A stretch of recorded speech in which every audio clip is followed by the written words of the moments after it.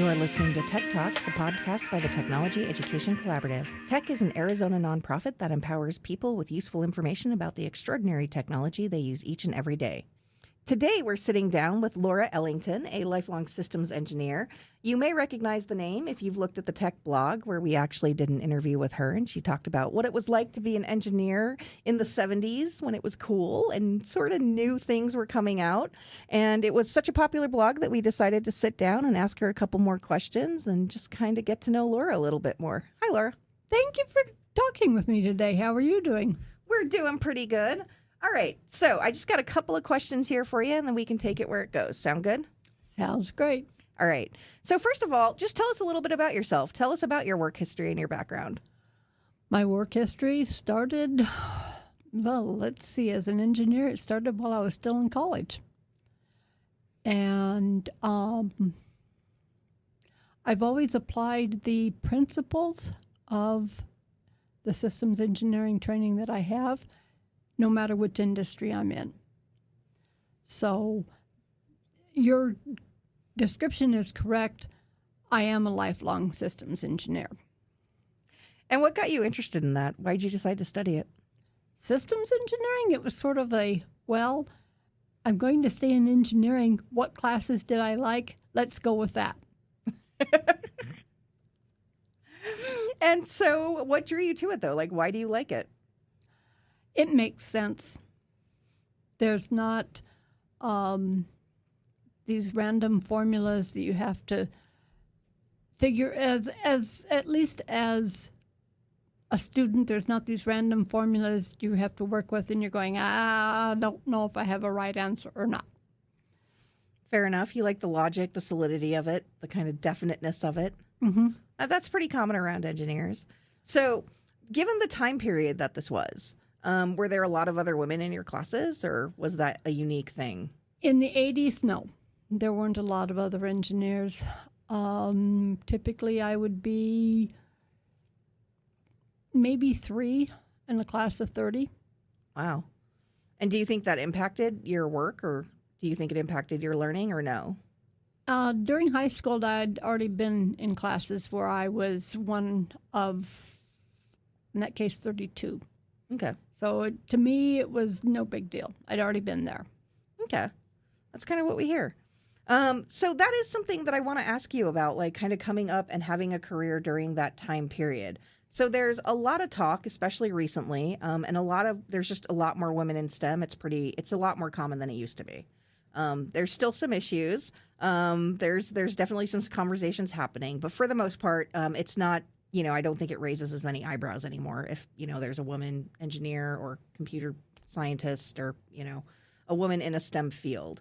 But my question for you is, because of that, there's a lot of conversations, particularly with younger women who are in their early 20s, maybe mid-20s, and there's all these TikToks coming out where they're saying, it's done, there's no glass ceiling, women can do anything, they're not dealing with any issues anymore. We've kind of conquered the mountain. We're here now, and we're here to stay, and we don't have to talk about any gender issues in the workplace, and particularly STEM-oriented fields, because it's just not a big deal anymore. And I'm just curious to know what your perspective of that is, having like a 30-year time span to look back on. I personally wasn't. I did have some glass ceiling I had to deal with. But as far as the conversations, because of my upbringing, it didn't affect me. I still see some women of like, well, I don't like that conversation. And I'm like, that's part of the, how would you say it? Just how we talk. Mm. It's not a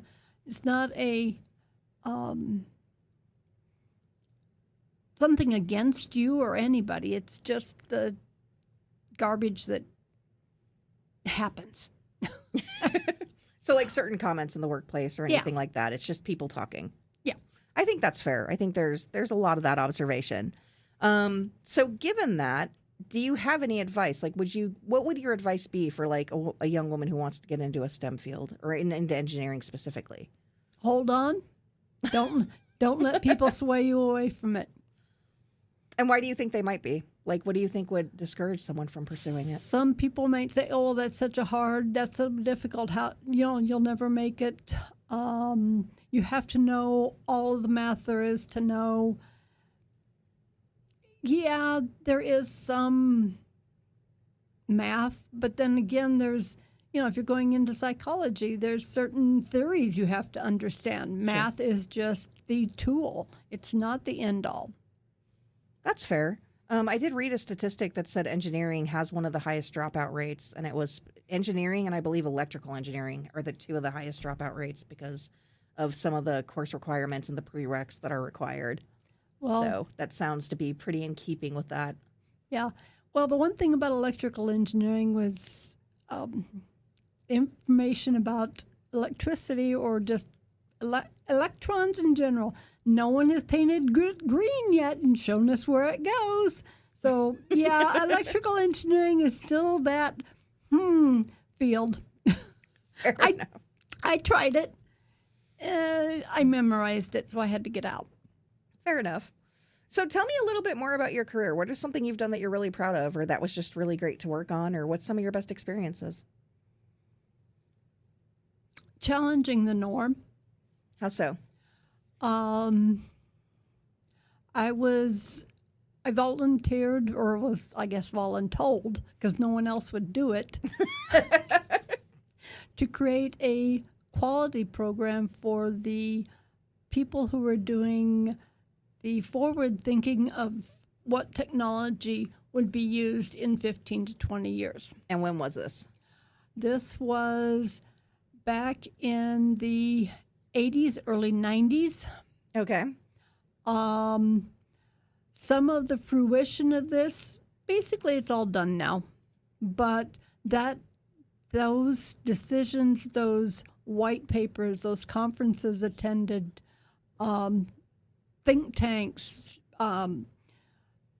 those were the activities of the group that I was supposed to create a quality measurement for.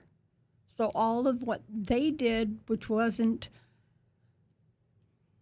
programming, which was the rest of what the company did. So we stepped back and I let them guide because I knew that most of the people in that group had gone into management, reached a certain level, and said, I want to go back to the technical stuff. That's also very common. That's still true today. Yeah. And so these were strong personalities. These were very well read, very well received individuals in their own communities. Mm-hmm. So, what we stepped back and did is, okay, what are you doing? You're sharing information with people. Sure. How do we share information and measure it? And the key point was, is this information useful? And so a lot of our measures were around that. And the reason why this became the best experience is I had one person who was a holdout. Basically, you'll never be able to measure what I do. Okay. And I stood my ground. About a year later, he was all excited, came to me and said, I need your help. I need to put a measure to this. So just so I understand this, so basically you were asked to put a quantitative metric on top of theoretical tech, like on top of theories that were going to guide technology that didn't exist yet. Correct. Is that accurate? Correct. That's one way of approaching it, yes. Okay. That's quite the assignment. It was fun. It was fun, to say the least. And you said some of that's in fruition now. So this is tech that exists now. It's tech that created the groundwork for what we have now. Cellular, how messages are multitasking with equipment, because, well, in the company that I worked for, we already did that. That was our framework to start. Okay.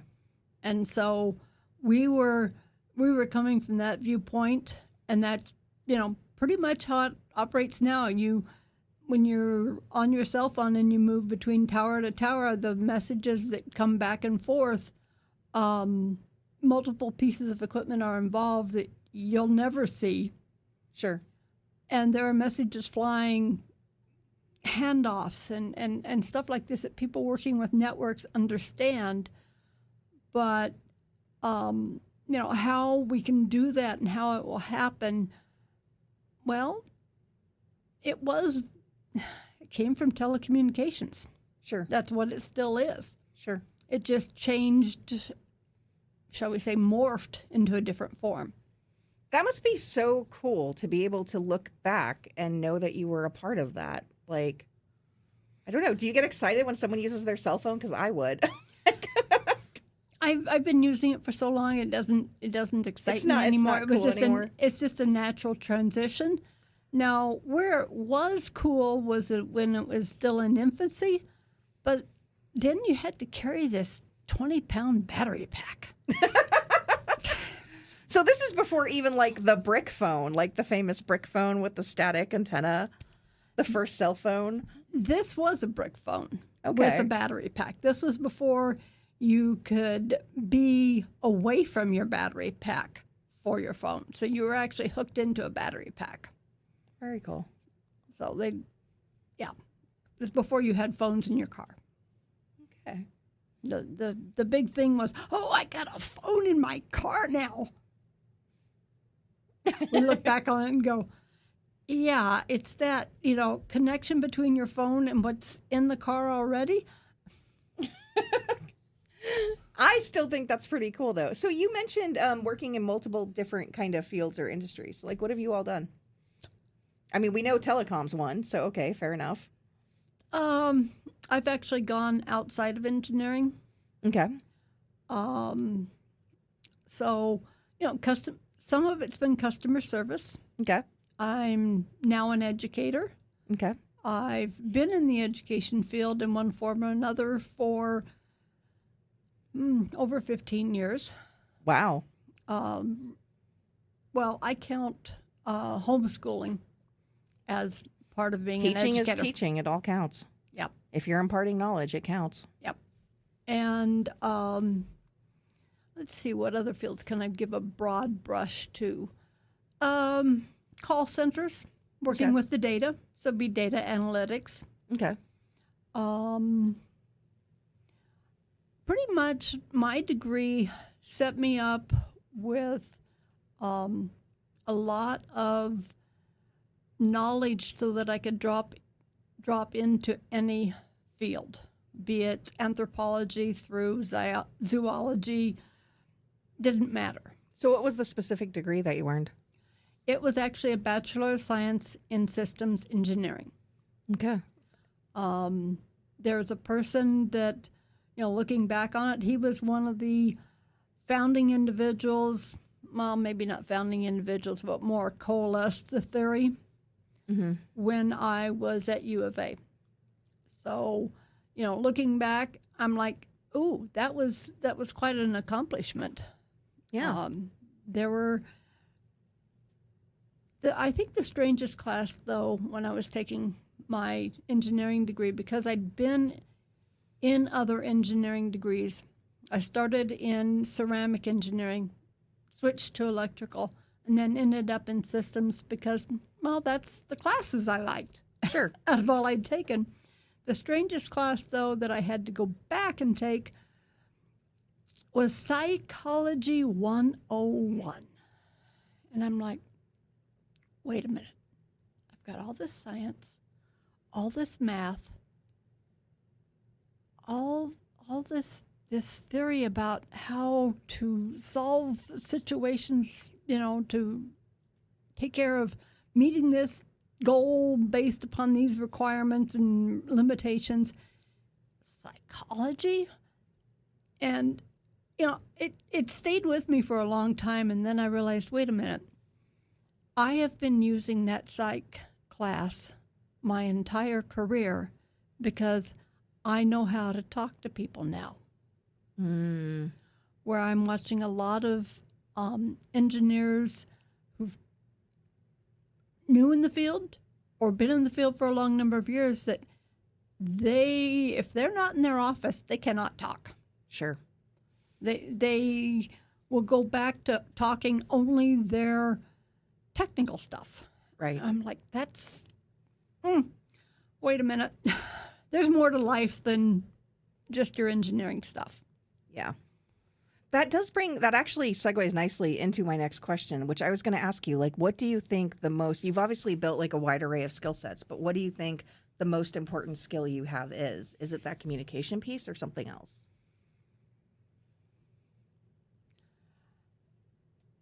Well, it's communication and assessment of situations. Okay. I can quickly assess what's going on, but then, well, sometimes I just have to call a spade and let the cards fall where they may. Because sometimes there is no good way to say it. But I'm still working on the right way to say it. Fair enough. And so I think my biggest challenge still is communication. Okay. Communication without, particularly outside of the industry, communication without stepping on toes. Okay. So just a little bit of bluntness, a little bit of unvarnished truth. Yeah, that tracks for an engineer, not gonna lie. I've known quite a few, yeah. At this point. Yeah. Fair enough. Yeah, we're kind of we do have a black and white streak. It's the liking solid things. It's the liking like very crisp, hard truths that are very tangible and very, very established. That's fair enough. So I guess the only other question I would have regarding your career or your work is, that's just kind of it. But I am curious to know, like, so we talked about the communication and we talked about the not getting discouraged, not getting intimidated by any of the math stuff. But anything else as far as somebody who's entering the work, like if you were entering your first job, if you had your first position, you were just starting your career, what's something you think that would be good to have in mind as you progress in your career? The sky's the limit. I like that. I love that. Even though you're a female, you have the same skill set that a male does. You took the same classes they did. The advantage you have, though, that they don't have is you can see multiple things and you have a much different capability of understanding. Don't shut that down. Let your innate ability to go, I don't think that's quite right because I've seen something similar. The hard part then again is communication. And don't let fear of communication stop you. Like I said, call a spade a spade. They'll tell you how they want you to say it. Fair enough. And then as far as you go, so what are some things that you do in your personal time? Like what are any projects you're involved in, any groups you're involved with? Well, I'm the TEC Collaborative. Of course. You are, in fact, a board member of the Technology Education Collaborative. I agree. This is your most important job. But you actually are involved in a lot of other cool things. Being a coach for a cybersecurity team of high school students, being involved in Civil Air Patrol, which is a civilian auxiliary branch of the Air Force. Mm-hmm. It's got a long history and a strong base of people. There's a lot of pilots in there because they need to keep their hours up, and search and rescue with a Cessna plane gives you the hours. Other than that, I have a 100-pound dog I play with and a garden I dabble with. I'm finally figuring out some of the seasons in Arizona after way too many years. Well, hold on. They might be changing. The summers are getting more extreme. Like, we're having drier monsoons. There's a lot of stuff happening. Pick different trees. Well, thank you so much for taking the time to talk to us. You are so awesome, and I'm so glad that you sat down for this.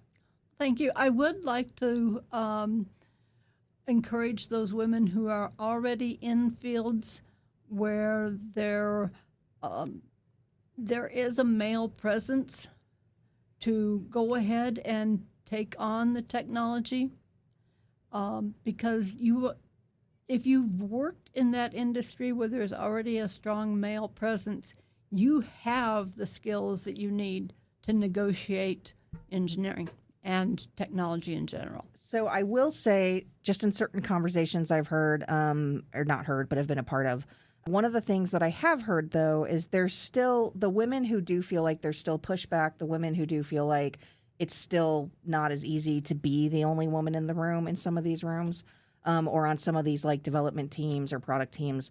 They talk about how it's this kind of weird environment where no one is exactly unprofessional, right? Like everybody's courteous, everyone's professional, nobody's making any, untoward remarks or doing anything that you would like call HR for, but there's still this kind of like exclusion that happens. Like you're not invited to lunch and that's when everybody's discussing the product and now it looks like you're not contributing.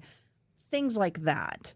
Right. And I'm just curious to know, like, did you ever run into anything like that? Like, did you have any challenges that you faced? I did have challenges like that. And what I normally did was turn the tables and said, hey, let's go. I would initiate, let's go to lunch. Okay.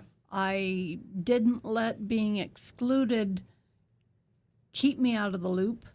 I, for lack of a better word, forced my way in. I love that.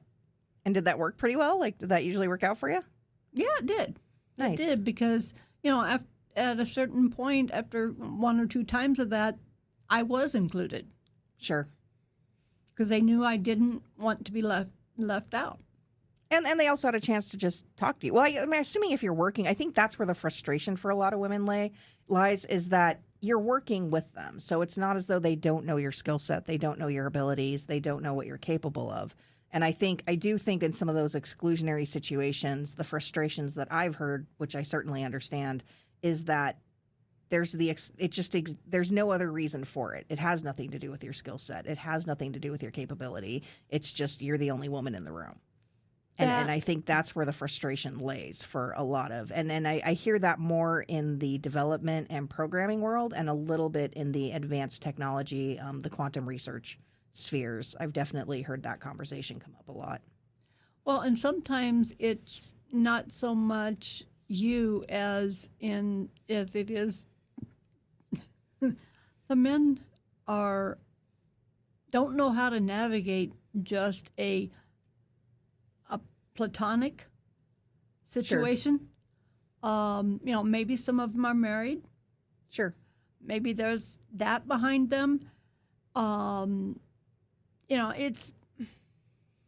It's hard to read. Mm-hmm. In a way, you almost have to read the people you're trying to make more communication with. Mm-hmm. Some of them you can't. I'll be honest. Some of them you can't. But making yourself part of the group, mm-hmm. regardless of who's in the group. That's the key. Fair enough. Sometimes you have to make up your own group.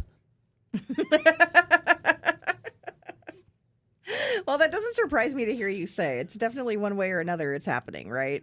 Well, yeah, when you start a four-wheel drive club and have the first trip to Hell's Gate.